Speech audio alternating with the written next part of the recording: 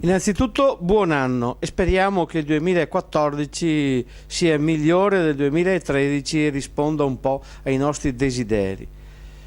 Riprendiamo un colloquio, una chiacchierata, partendo da alcuni fatti. Uno è capitato ieri, quando a livello regionale il centro-sinistra e l'NCD di Alfaniani, per capirci, hanno bocciato un provvedimento dell'assessore Coletto senza dare la possibilità allo stesso assessore di spiegare le motivazioni che avevano portato a quel provvedimento. Ma questo può essere un fatto piccolo.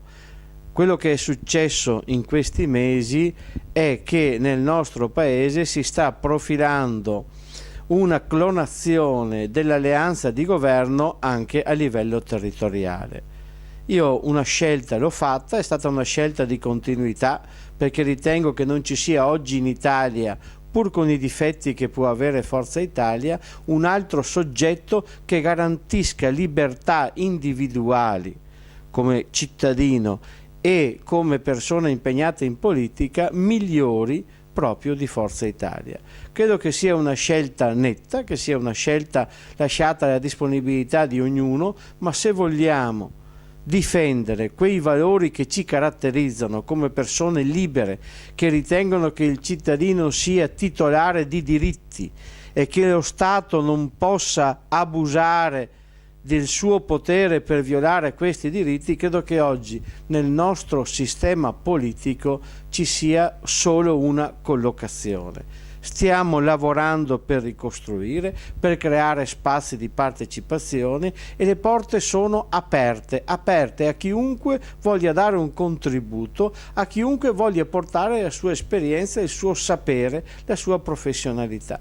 Uno schema diverso dai partiti tradizionali e forse che supera anche quella gestione che c'è stata in questi anni a livello veneto, dove sostanzialmente i vertici regionali erano chiusi in una sorta di torre da dove pensavano di governare il consenso senza avere il gusto e soprattutto il piacere di stare in mezzo ai cittadini. Speriamo che questa legge elettorale nazionale venga cambiata subito e che poi si possa tornare a una democrazia che secondo me è stata sospesa da questo porcellum che ha violato la possibilità di scelta dei cittadini. Vi invito ad andare nel sito, perché ci sono due sondaggi che molto recenti, che hanno caratteristiche diverse per le società che li hanno realizzati, ma che danno un'indicazione del trend.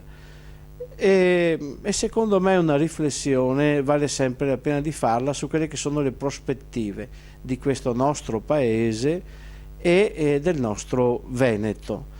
Io aspetto commenti, aspetto anche critiche, ma soprattutto quello che mi aspetto dalle persone di buona volontà è che facciano qualcosa, perché l'indifferenza uccide la democrazia. Grazie.